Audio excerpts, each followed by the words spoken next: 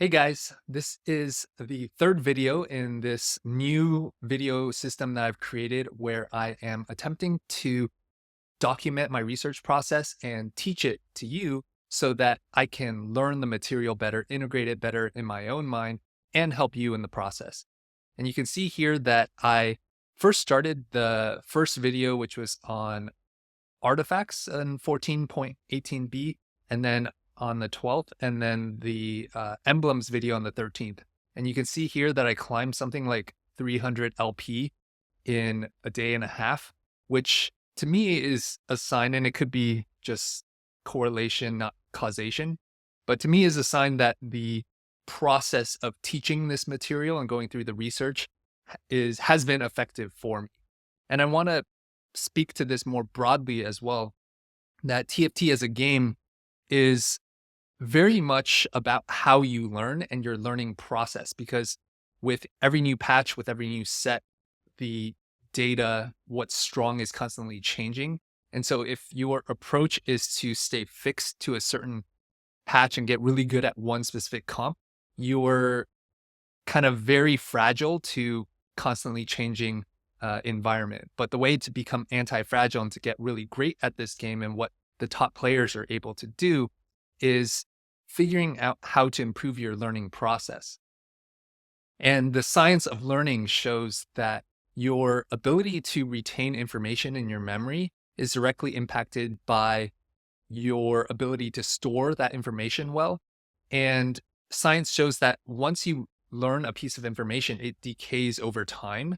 And so the way to combat that decay and to try to keep the memory storage strong is to practice retrieving that information.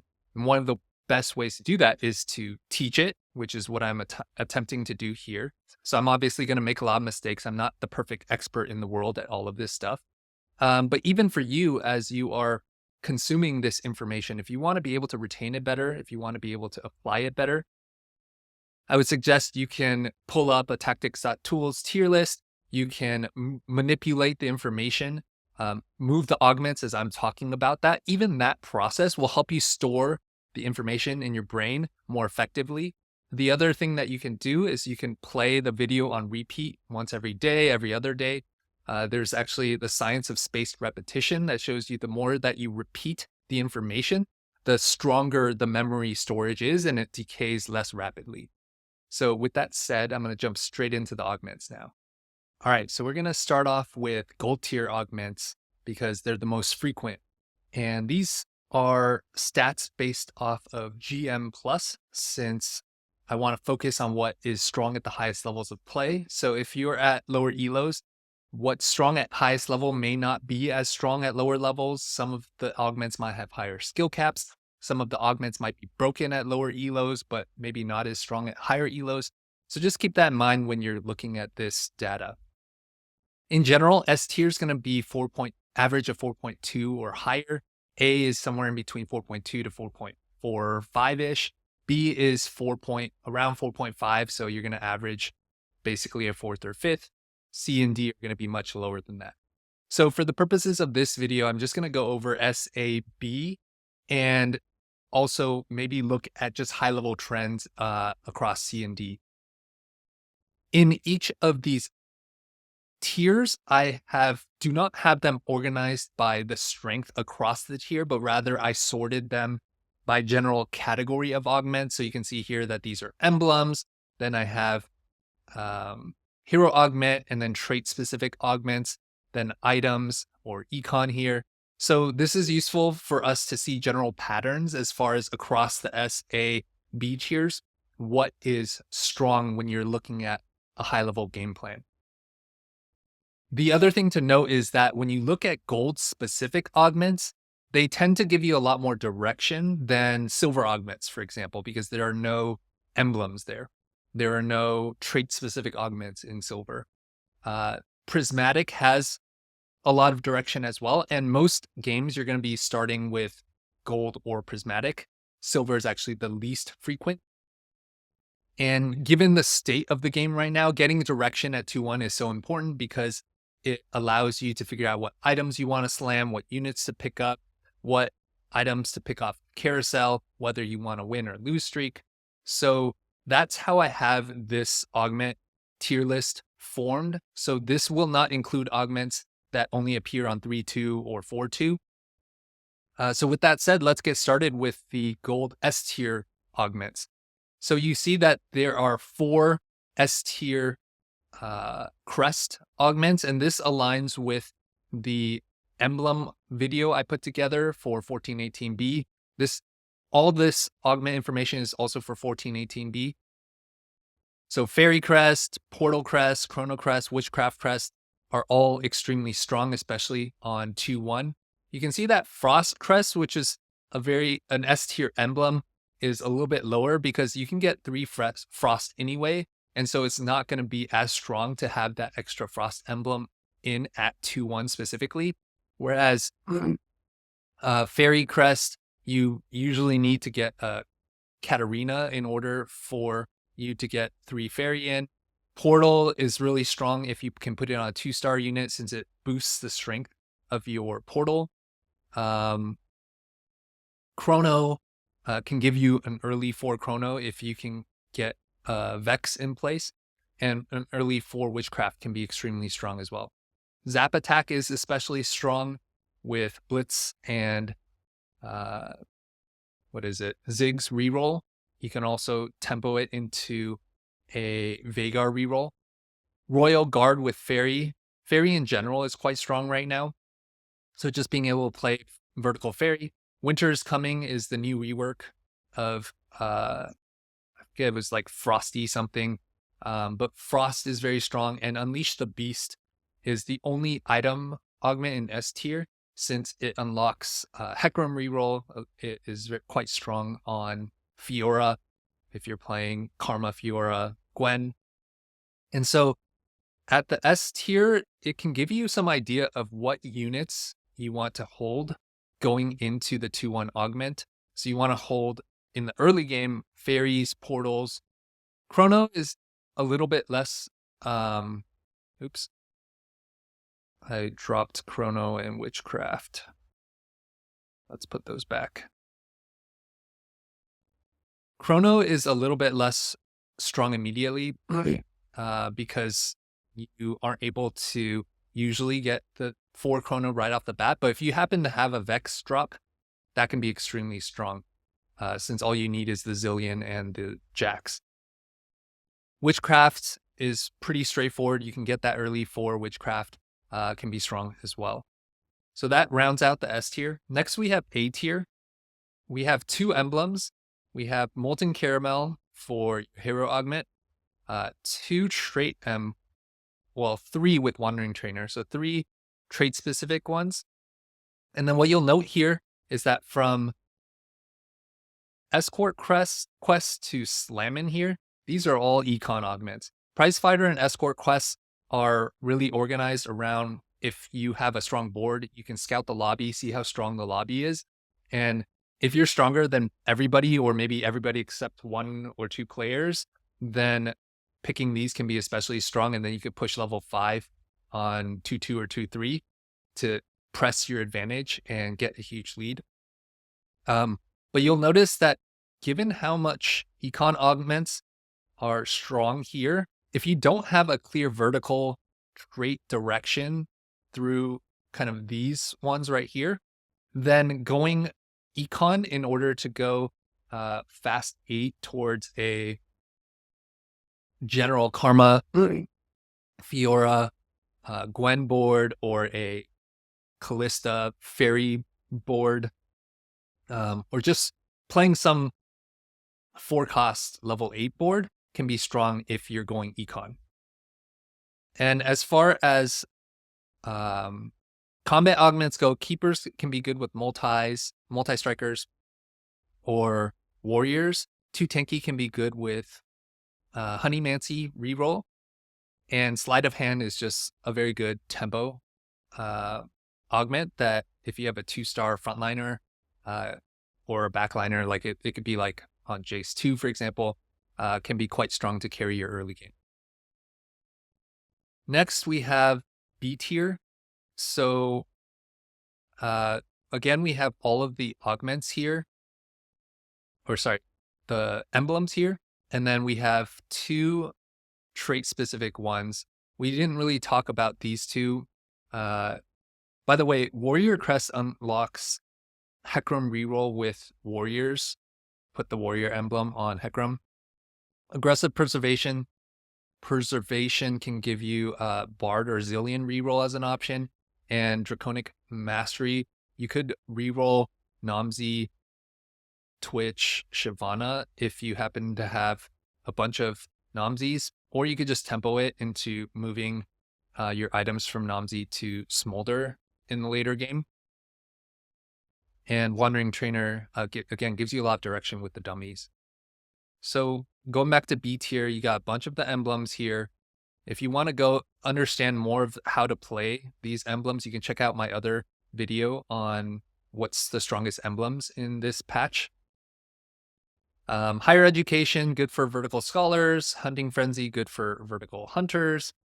And then again, here you have your econ augments, and then a bunch of combat augments up to here. And then these are all item augments. So one thing you'll notice is that item augments in general for this patch are not that great. You have Sleight of Hand here. You could consider What Doesn't Kill You kind of as an item augment. It's delayed, but it also gives you a bunch of gold. But in general, you'll see that the item augments are not that strong. What you're looking for more is trait specific direction and econ in order. If you don't get a trait direction, then you can go for level 8 and play kind of generic full costs. And then pumping up here is good for multi-strikers since they benefit from the attack speed. Big Gains is good for shapeshifters. And you have like some general directions. Like if you have Portable Forge and you hit a Corrupt Vampiric Scepter, you can go towards who's the wolf? Warwick reroll. And down here you can see kind of these are just going to be weaker econ augments, a bunch of item augments, and then way down here you just have the weakest emblems. Hero augments are not very good right now. A bunch of the weaker traits. Fortune can be quite good but you really need to like lose streak through 4-1 and cash out with like 1 or 2 lives left. So the skill cap is really high, but the win rate is still quite good. And again, these are just kind of weaker combat augments and item augments.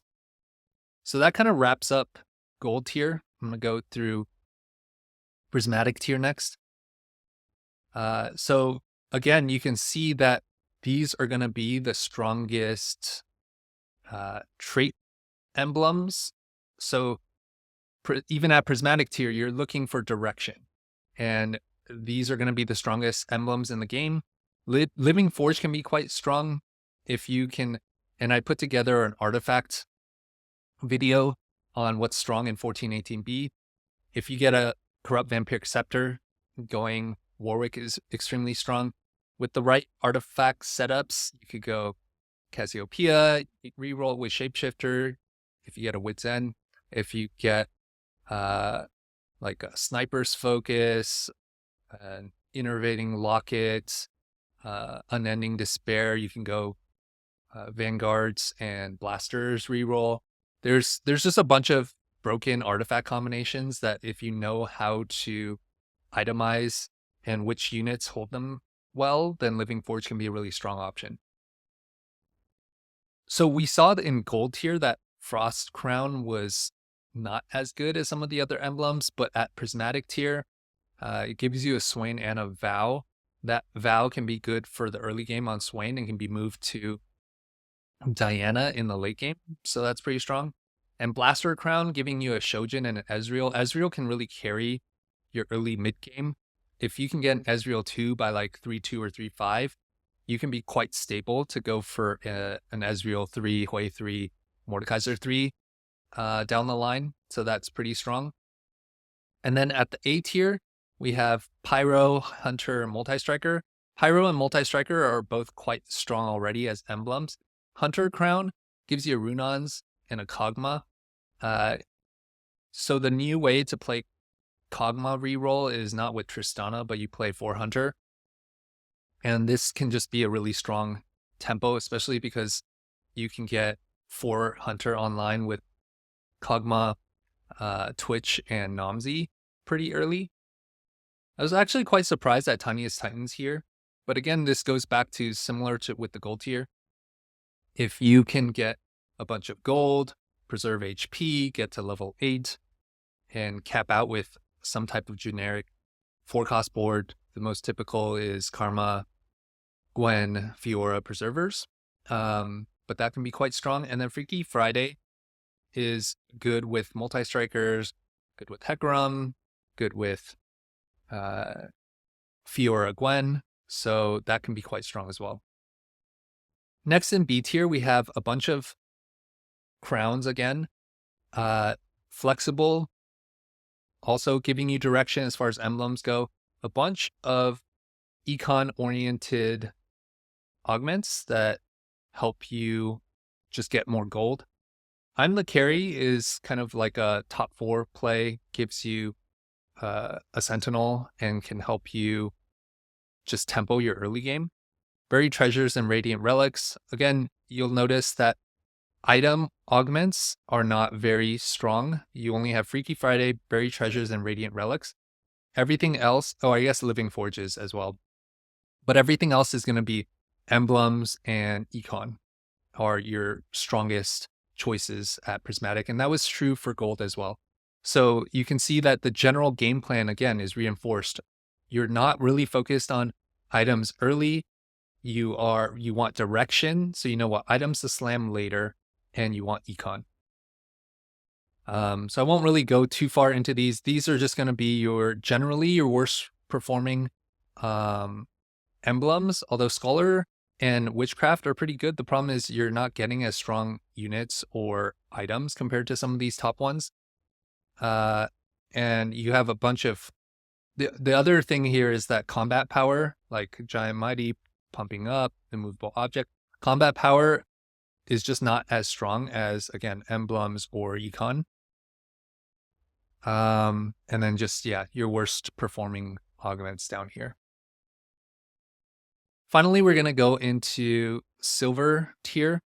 And at silver, you don't have as much direction because you don't have the emblems, you don't have trait specific augments. And so the general trend here again is lots of econ-oriented augments. With precise planning being the strongest, they buffed this so that you get 3 gold per round if you win or lose by 3 or fewer units. So this has a decent skill cap in that you need to scout. And generally on 2-1, you don't want to level up. Or if you do, you might not want to slam items because you could win 4-0 against a player that's really weak. And that 3 gold per round is just extremely strong. You have Lunch Money and Called Shot. These are, if you're already really strong and you plan to win streak, you know that you're going to be able to streak. Risky Moves is a lot of gold. You lose a lot of health in the beginning, so you still want to be able to play strongest board. I would say these 3 are all generally, if you have a reasonably strong board. Good for something is better if you have carry items and no tank items, since you want your frontline to die so that they can drop gold. So you usually are going to lose streak, not necessarily win that much with this. But if you have a good backline 2-star carry with a decent carry items for them, so you can kill units but also generate gold, that could be really strong. Spoils of War, again, similar to these. You want to be able to generate econ with this, so you want to have a pretty strong board. Branching out, going in line with the gold and prismatic, giving you direction is quite strong. And then you have your combat augments, item, and stationary support. Stationary support can be quite strong as like a delayed combat power strength later. At B tier, we have Silver Ticket, Caretaker's Ally. Again, kind of like hybrid econ Caretakers can give you a lot of direction. Iron assets, basically these are all items, and then these are delayed kind of strength as being strong. So you have stationary support, over encumbered, help is on the way, lane forge. All of these, especially when silver is the first augment, the tempo of the lobby isn't going to be as strong as, for example, in prismatic. So getting these delayed benefits, especially if you don't really have much direction, your board isn't very strong, like these are always safe picks. These are if your board is pretty strong, spoils of war, like these four. And if your board isn't strong, then you can always go for like kind of a delayed strength strategy. And then these are all kind of weaker plays. And when I say, C and D are weaker, it's not that you never take them. For example, with fine vintage, if you have the right spot with some warriors early on, they changed this to every 4 rounds. But if you have like Hecarim, you can go Hecarim reroll, warrior reroll. It can actually be quite strong and have a very high cap. It's just very situational. And so it's not that you never take any of these. It's just, again, quite situational. So that's kind of the augments at a high level. The summary is you really want to be able to figure out your direction from your augments. If you can't figure out a trait specific direction, then you want econ so you can get to level 8 and be able to roll down and hit your forecasts. Usually that means Karma, Fiora, Gwen, or you could play down a Fairy Callista route. And so econ, and then like kind of some of these delayed strength. Like that's the general patch strategy that seems to work. And so more broadly, even when you look at cross future patches, one way that you can figure out your overall patch strategy is to just start with the augments. Filter augments by average placement, 2-1, and see what are the kind of the patterns of the augments that tell you how you want to play the game. So for example, looking at all these econ being strong or all of the emblems being strong. So it can inform how you want to hold units in the early game, how you want to approach your early and mid game, and what your game plan is in the late game. So if you found this video helpful, please let me know, since I'm still learning about how to make some of these videos. This augment tier list idea was actually feedback from a comment from one of the previous 2 videos. So if you have other ideas on what research you would like me to do, put together, share, and teach with you, please let me know in the comments. Thanks for watching, and I'll see you in the next one.